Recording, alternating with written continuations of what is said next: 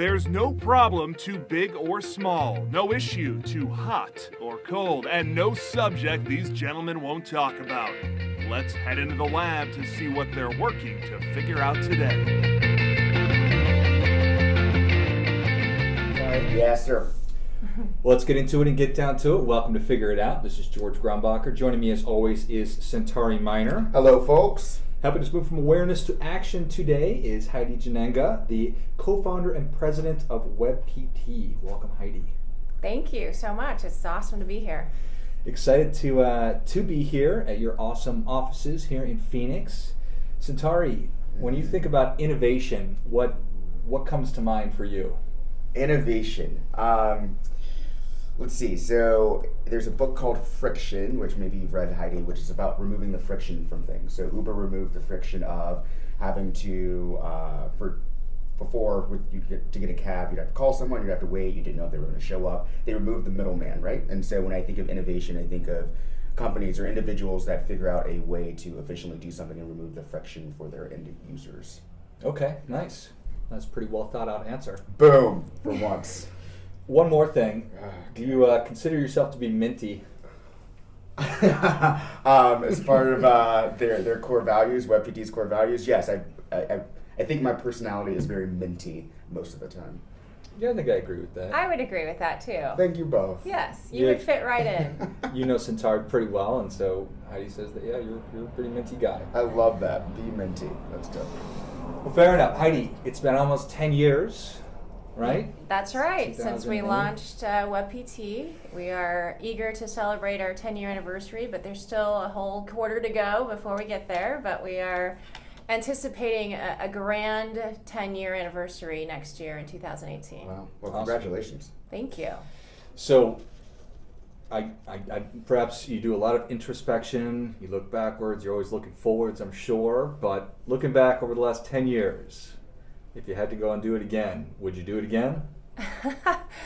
Well, it's when you do look back, it's like it feels like it's been a blink of an eye. Like Right. 10 years has gone by so fast.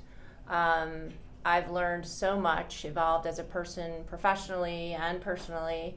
Absolutely, I would do it again. Would I do things, maybe a few things a little differently? Sure. I mean, that's what happens when you look backwards, but 100% no regrets. And so proud of what we've been able to accomplish in 10 years. In hindsight, what would be some of those things that you'd probably pivot a little bit or change? So when we first started, I mean, we focused, so we looked at the market and we knew that 60% of the market was small business. And the other 40% was, large enterprise groups and then the medium size.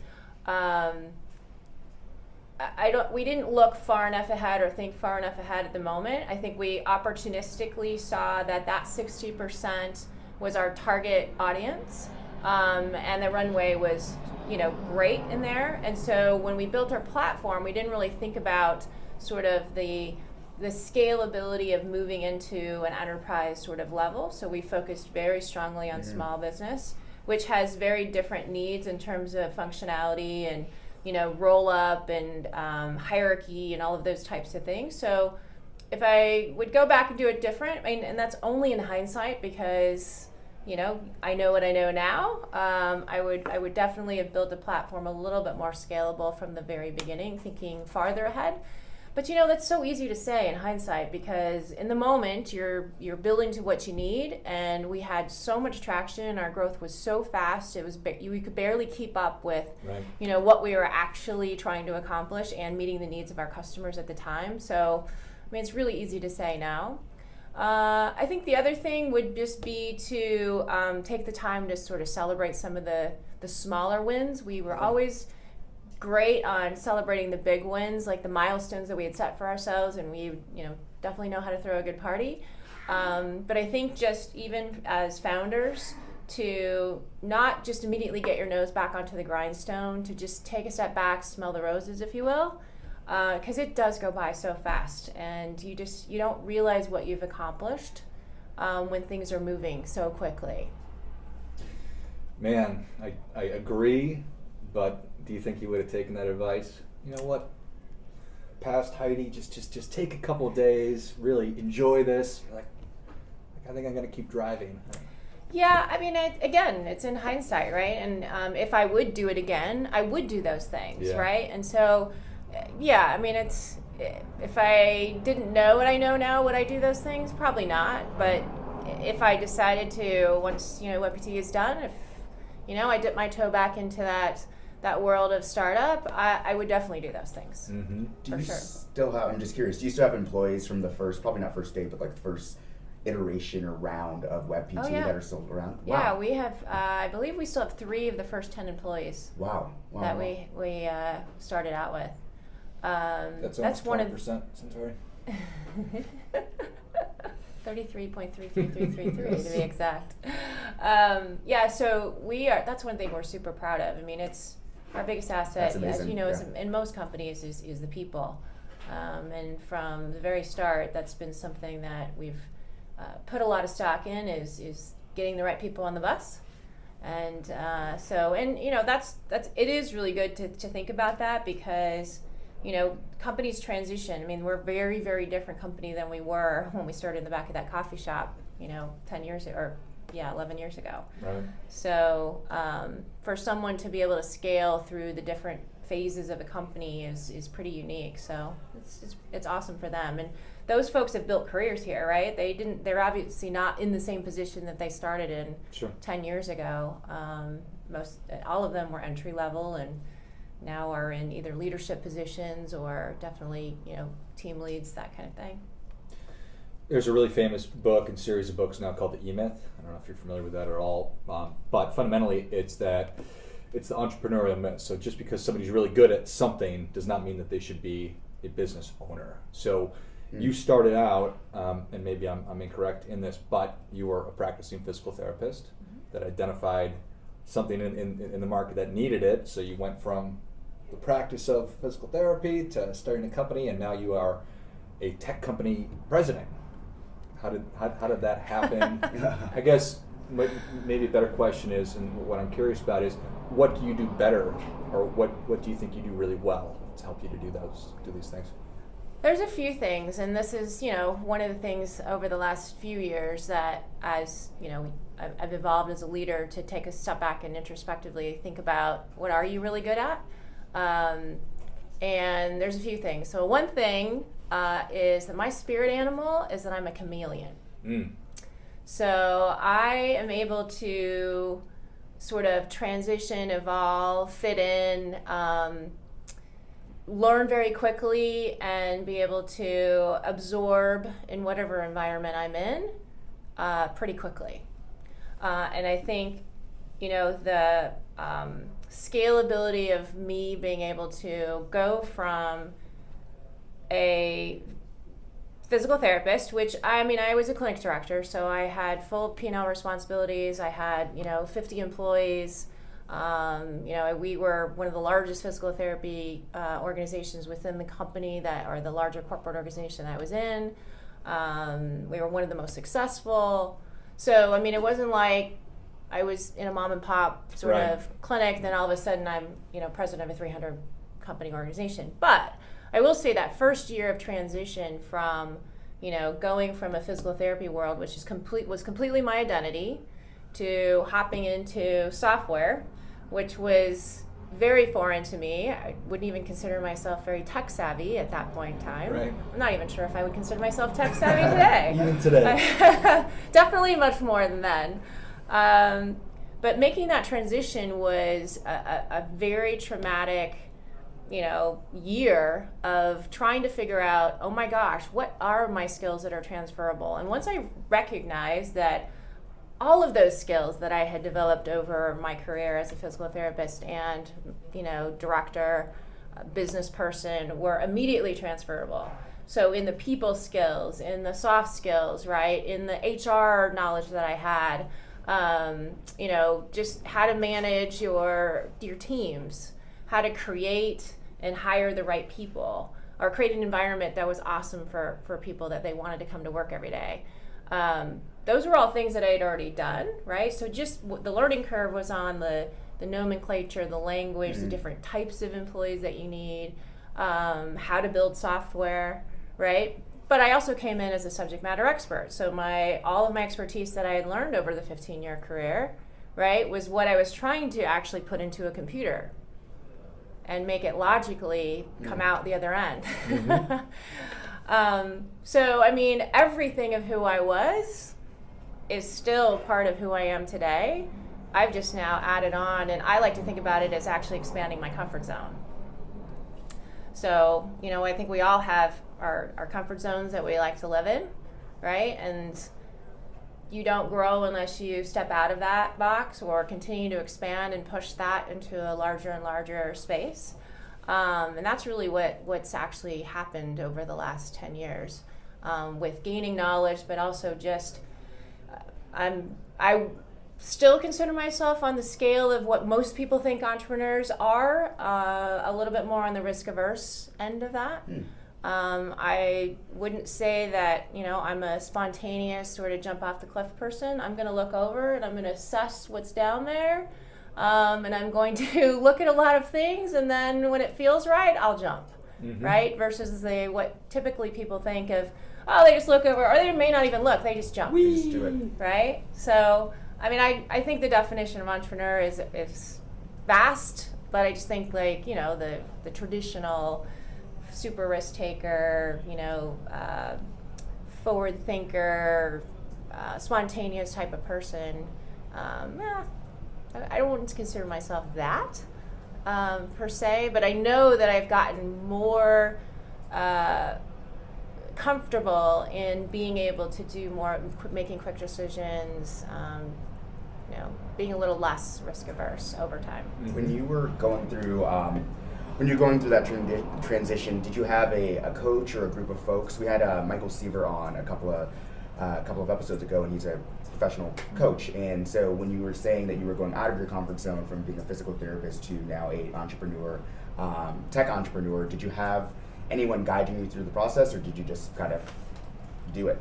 Yeah, I mean, so the tech landscape and ecosystem is very, very different than it is today 10 years ago. Right. There weren't really a whole lot of these groups that are there today. I was just speaking at a women's conference for women who start up last night, and they were saying that there's over 300 women's support groups for entrepreneurs right now just in the Valley. Oh, wow. Wow. And back then, I mean, maybe there were, but I just didn't know where to find them, and they were scattered all over, and it was very disparate. Where now we have some density happening, but you know, I founded the company with my ex-husband, and you know, we found solace in each other, right? And we are sort of very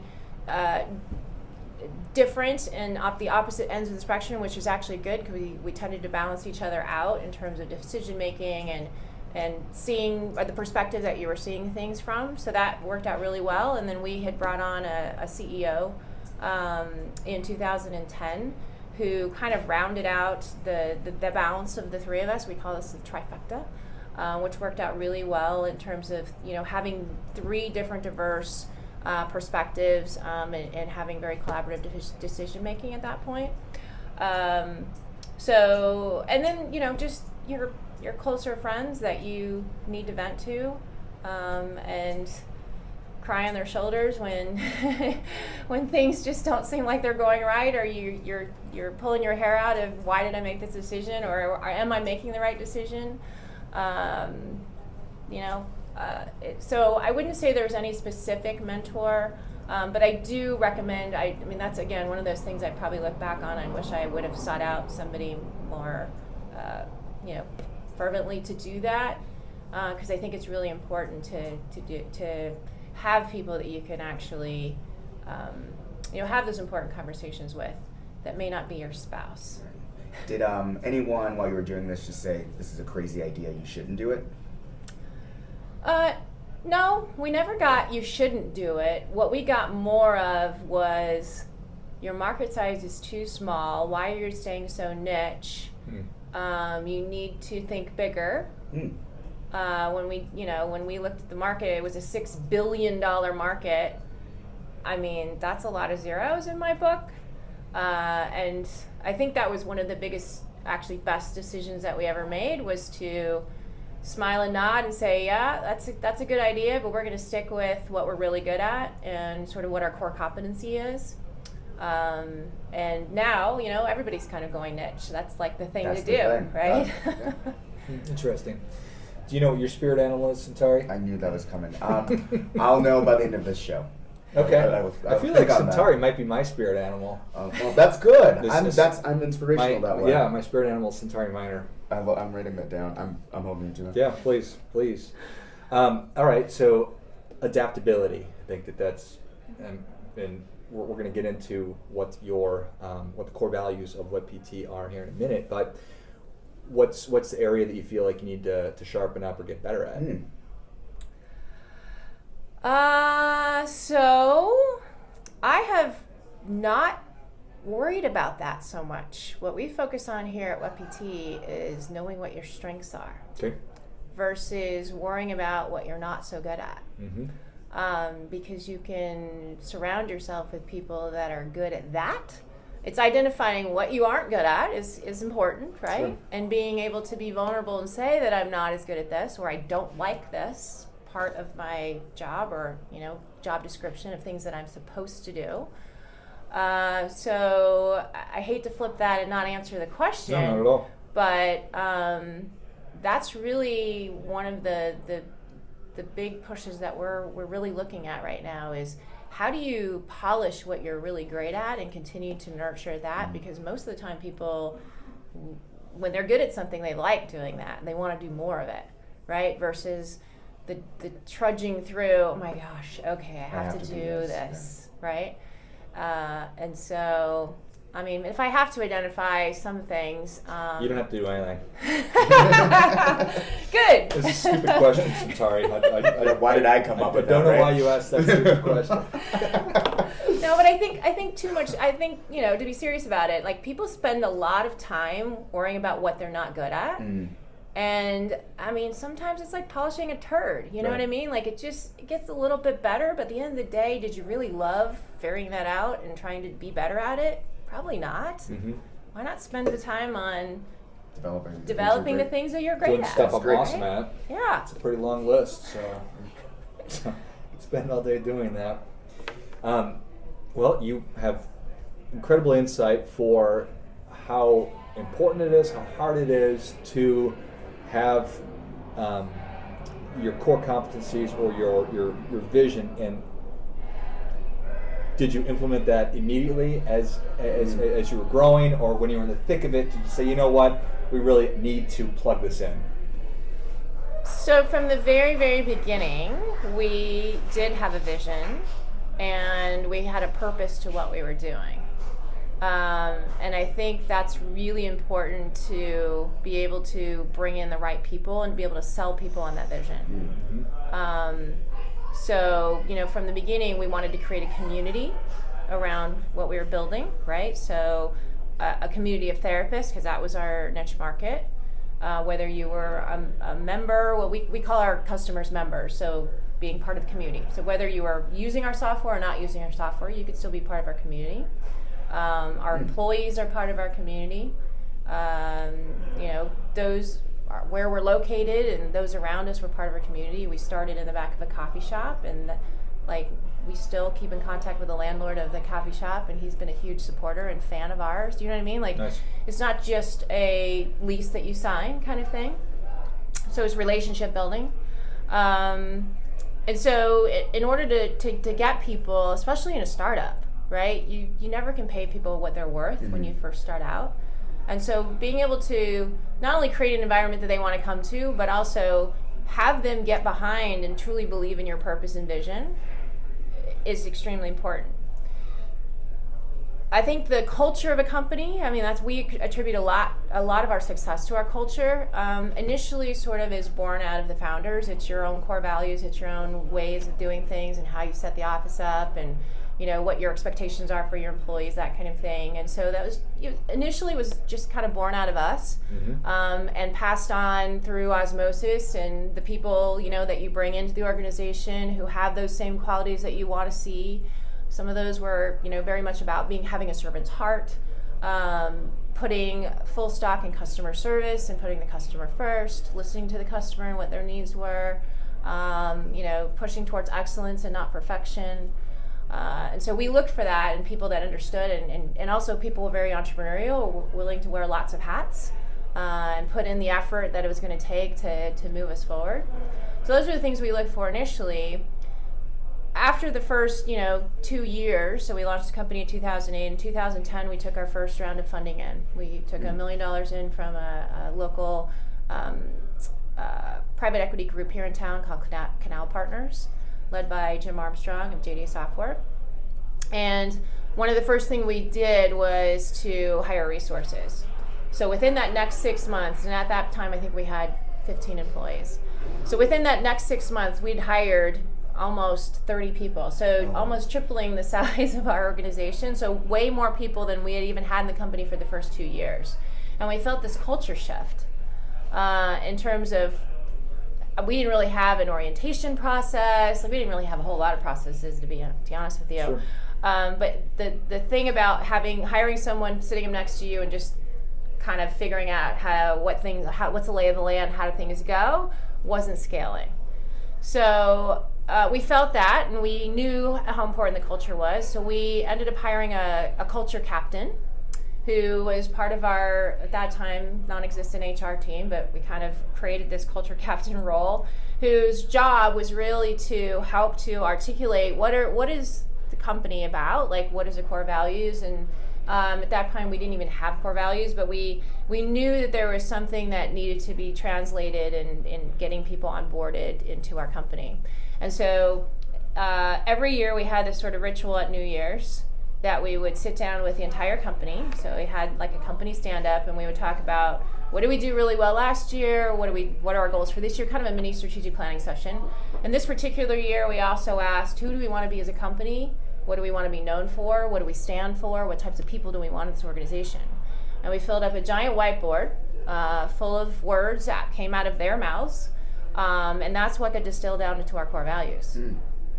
So it wasn't that, as founders we said, oh, these are going to be the core values of the company, right? It was really out of the mouth of those 50 first employees that, what the environment that they wanted to create and who they wanted to be known, or what they wanted to be known for.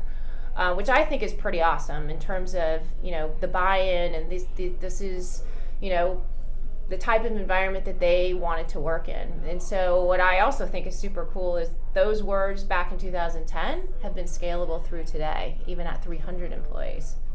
And so we have some really great ones. It's not we've translated them a little bit into more traditional language, but at the end of the day, the real language behind it is who we are as an organization, and there's some passionate words in there, as you guys can see. Everybody kind of zones in on our accountability core value, which is, I don't know if you can cuss on this show, but F up, own up. Everybody says, oh my gosh, you have the word fuck in your core values. Like, what? Who does that? We do. Fucking ain't right, we do. That's the best answer. Right. And it's not about offending or trying to, make a bold statement. It was really just about showing the passion around who and feeling so strongly about the fact that we knew mistakes are going to happen, and we wanted to make sure that we knew that, or we wanted people to know that it was okay to fail, right? Innovation doesn't happen when you are risk averse or you're afraid to fail. And so being a, fledgling startup company, and now even more so now that, we have close to 40% market share and we've got a lot of competitors on our heels, we have to continue to innovate. And so, having people that are willing to take risks and, not be afraid to fail, to try new things, and is what's going to allow us to continue to have the success that we've enjoyed for the last 10 years. Which one resonates with you, Centauri? I'm just thinking, just so our listeners, we have this right in front of us, but they have 8 team commitments, which are service, so create raving fans; accountability, fuck up, own up; attitude, possess true grit; personality, be minty; work ethic, be rock solid, community outreach, give back, resource efficiency, do más with menos, so do less or more with less, and then health and wellness, live better. So the one for me probably is, I've been so impressed with the community outreach and how much WebPT is out there, especially as you guys work to help education in the community. So I think that's the one that resonates with me. And just knowing a lot of your employees also, that's clearly instilled in them because they're out, they're on boards, they're volunteering, they're very much showing that WebPT does actually care about the community that it's in. So that's what I like the most. Well, thank you for saying that, Centauri, because I think that, you can have words up on a wall, you can have, a piece of paper that tells you what your core values are, but if your people aren't living it and, embracing it every single day, then they're just a bunch of words. And one thing I think that we've done really well in terms of being able to define our culture is we've woven in this language throughout everything that we do, from when you read a WebPT job description to our culture cruise, which is our orientation process, through the management team and how they're actually interacting. We use these words in our stand-ups today. Our performance reviews are based on these 8 core values, so you see them very clearly outlined along with very specific metrics to your job position, things like that. But it's not just words on a wall. I mean, these are our guiding principles, and we really like to talk about it as such. And it's like the bumper system within our organization that yes, we have a policies and procedures manual because we have to. But at the end of the day, if you're following the core values and living by these day in and day out and how you do things, then we don't have to continue to micromanage the policy and procedures manual, right? We don't have to continue to add to that already 100-page book that we have to have. And when you're making decisions, if you are going by these, you're probably going to make the same decision in whatever role you're in that I would make in that position. So they've served us very, very well, and I think that every employee will be able to at least articulate what they are and kind of how that affects them on a day-to-day basis. Awesome. From my experience with organizational leadership, it always starts at the top. If you're really curious how an organization is really functioning, I think you should look right at the leader of the organization, and it oftentimes will trickle all the way down. So culture, I think that everybody would like to have great culture, right? There's probably not too many companies that say I really would prefer to have a shitty culture to a great one. And we've been talking about sometimes it's just lip service, sometimes it's just words on a wall. One thing that I get a kick out of sometimes is you walk into some companies and they have a ping pong table or some kind of a gaming table, but it sits empty and nobody ever plays it. But I told Centauri on the way up there was somebody playing ping pong here at 9 o'clock in the morning. So people actually play ping pong here. But do you have advice that you would give to a company that is maybe trying to find their way with culture?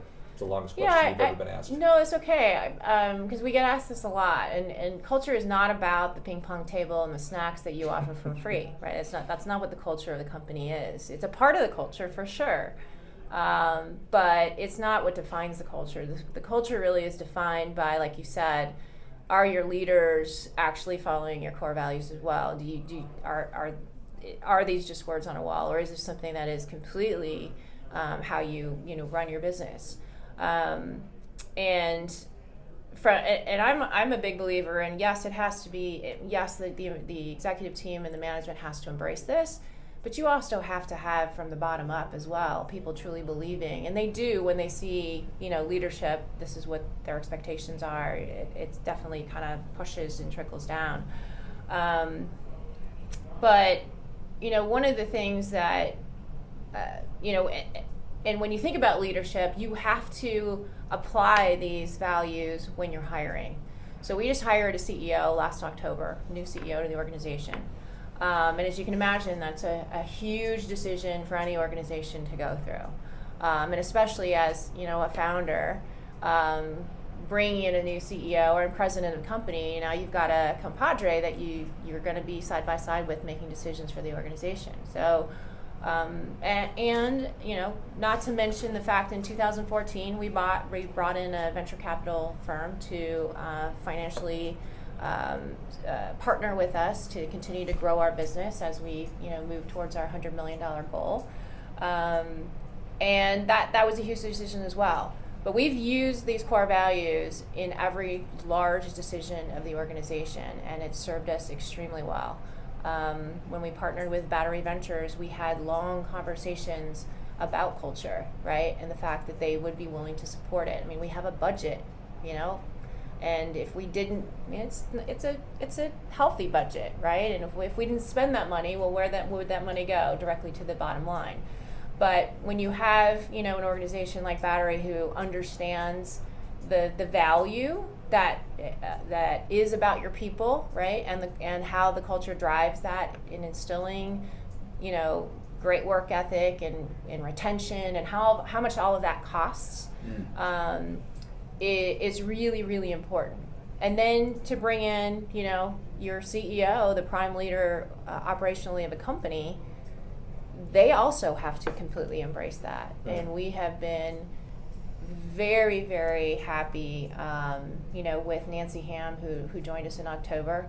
Not to mention that I'll just put a plug in for double women leadership, president and CEO of our organization, as well as our managing partner at Battery Ventures is also a female, Chelsea Stoner. So shout out to her as well. So we are the trifecta of badass ladies running this organization, which, I'm also going to say is part of our success, right? You look at the stats of, diversity within organizations and women-led or boards that have, a higher percentage of women are the most successful organizations, hands down. So we're super proud of that, and definitely part of our community building and giving back and being inspirational to others that want to follow in our path. Nice. Why is that? Why do you think that the women-run boards are more successful? Well, first of all, with a diverse board, right, you get a lot more experiential input, right? You have diverse backgrounds that people come from. And for sure. I'm a big proponent of cognitive diversity and not just your traditional diversity of, race, gender, and all those types of things. It's all about background and your experiences that you bring to the table and perspective.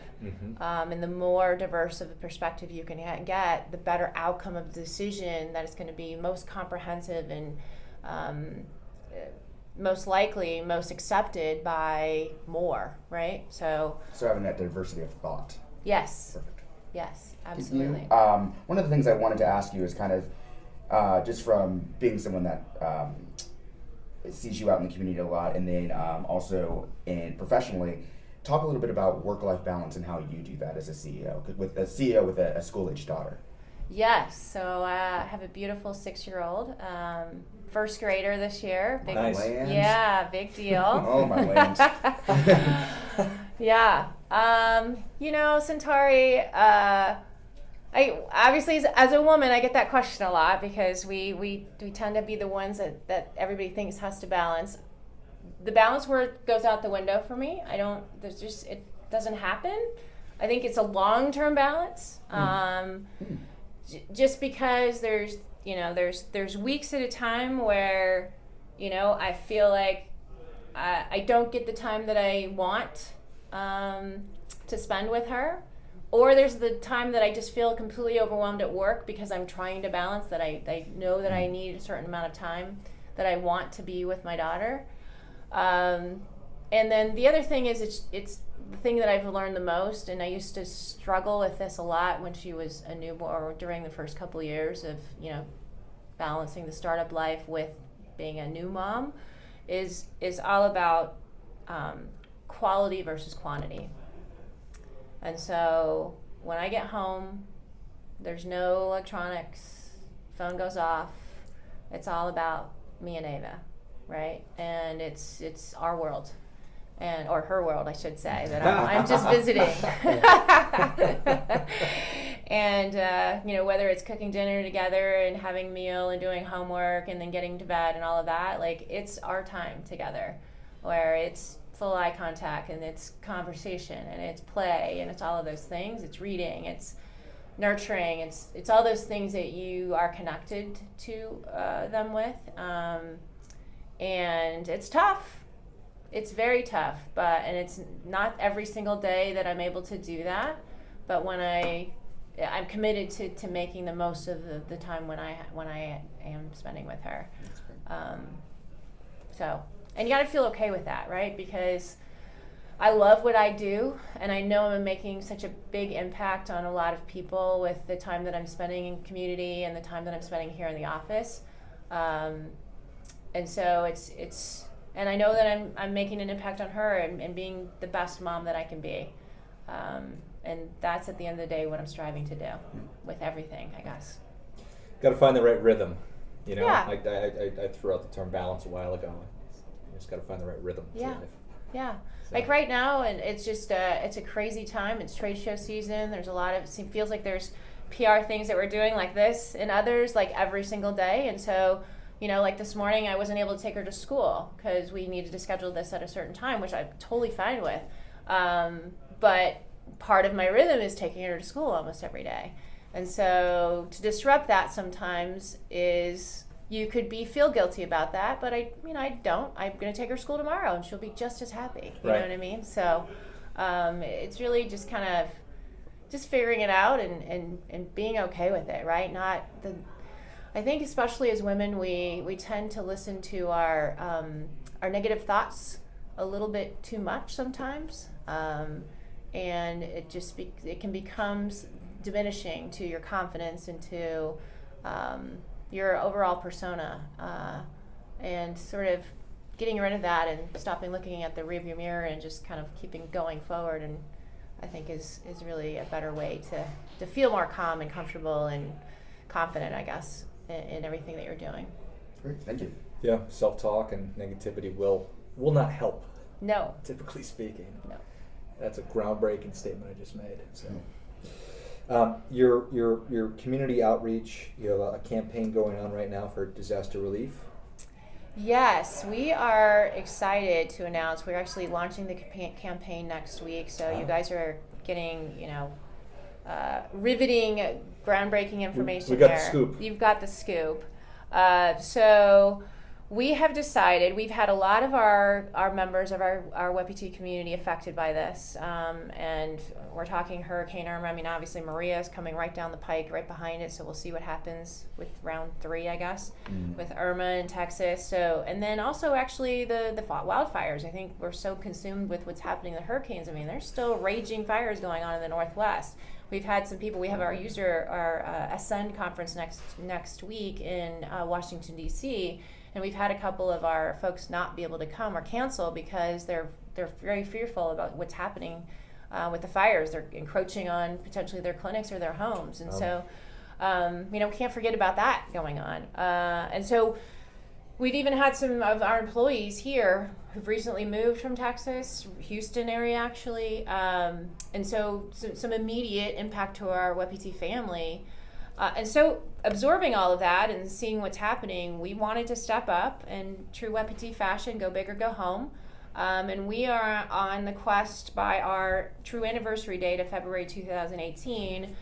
We are going to raise $1 million towards disaster relief. And so we're dispersing that to, Texas, Florida, and then also the wildfire states affected, and, Montana and Oregon, potentially Washington. So, so we'll be launching a lot more info, a big campaign starting next week, and then definitely at our big user conference.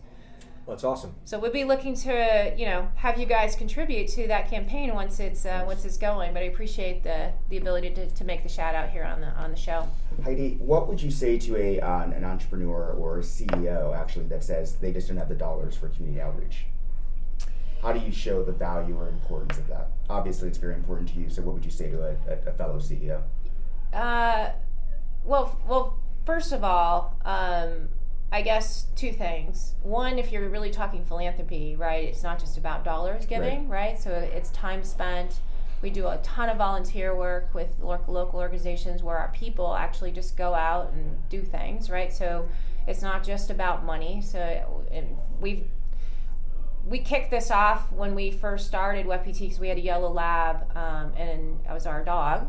That part of the reason we're in the warehouse district is we wanted to bring our dog to work every day, right? So we started out with Desert Labrador Retriever Rescue, which we still support today. But that was kind of, we went and cleaned dog, cages and volunteered at some of their events and things like that. So we didn't have money back then. So it's not always about the financial support so much. And we actually try to limit the amount of fundraising things that we do internally for always having a handout for our employees to give. Like, we try not to do that. But, in cases like this with the disaster relief, like, it is about, funds. And we've gotten to a point now where we are able to do some of that. But more than that, it's to me about sort of the framework that we've built our company on, which is now called a thing. It's called conscious capitalism, which I was introduced to at an Inc. 500 conference about 3 years ago.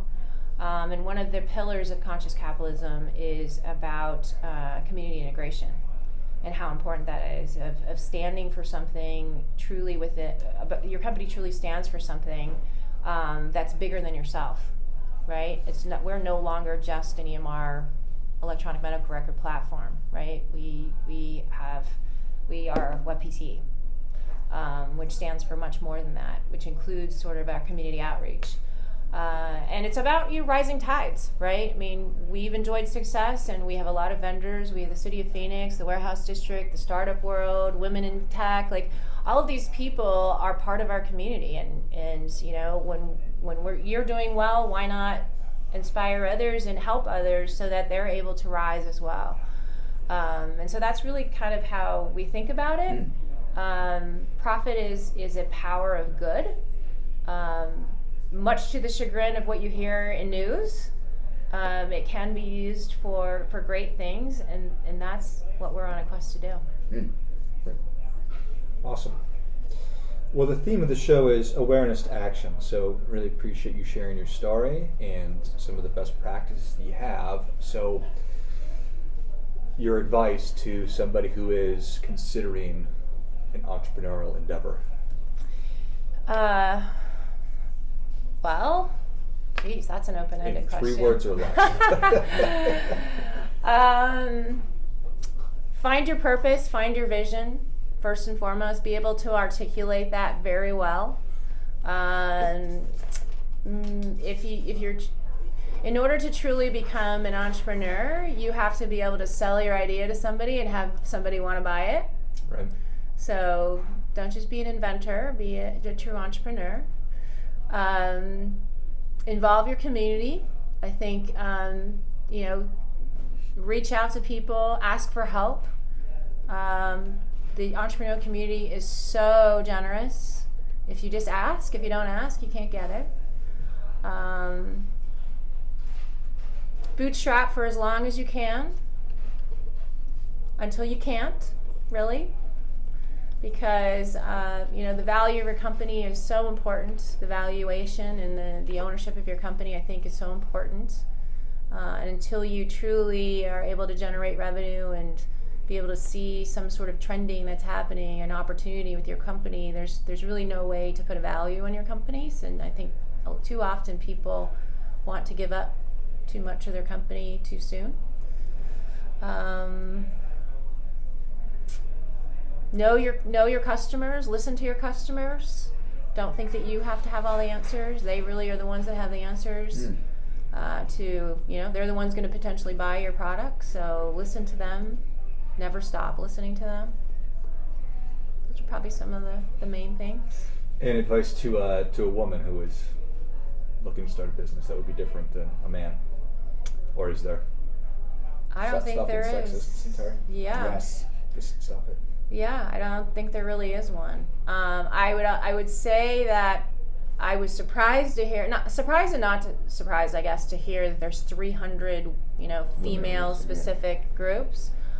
I would say that while those are awesome and I think they're important, to not limit yourself by only going to women's events. I think that it's important to diversify and understand the lay of the land, which you're getting one perspective, I think, through going to only women's group. So diversify your portfolio, and get out of your comfort zone. Push it every single day, because if you're not growing, you're dying, right? Isn't that what they say? So yeah, those would probably be my biggest things for women. And believe in yourself. Truly believe in yourself that you can do this. And there's, women hold a lot of power in terms of, who is in control of the dollars in this country. It's women. When you think about healthcare, 80% of decisions that are made in a household around healthcare are made by women. Purchasing power is all about women. I wore a shirt yesterday that said, "The future is female." And I'm a big believer in that. We just need to harness that power and be able to translate it into, taking more ownership into things that we do. Awesome. Where can people, if they said, "This is awesome, I'd like to learn more about Heidi," where would you direct them? Well, you can go to my Twitter feed. It's at Heidi Jannenga. You can go to our website, webpt.com. You can learn a lot more about our company. We post a lot about our culture. We have a great blog on our website that we're pumping out all kinds of information on the rehab therapy space, as well as company culture and all that kind of great stuff. I would encourage you to go to consciouscapitalismaz.org to learn more about that, how to build truly great conscious companies. I'm actually on the board of the Arizona chapter, and the national chapter has some great conferences coming up as well. So those are probably some great resources for folks. Awesome. Yep. What have we forgotten to talk about, Centauri? Answered all my questions. Thank you, Heidi. Did you figure out the spirit animal thing? I have not figured out the spirit Oh, animal. come on, I'll you come gotta back to end you on guys that. at some point later. Yeah, we'll expect that. Heidi, anything else that you'd like to share? No, thank you so much for this opportunity. It's been great to chat with you guys, and congratulations. This is, I heard, the 48th episode, so It is, that's it quite is. a milestone, so congratulations. Yeah, well, thank you so much. I think we definitely appreciate you being on. If you like what you heard, please subscribe to the show. Feel free to share us on social media. And as always, keep questioning, because the struggle is real.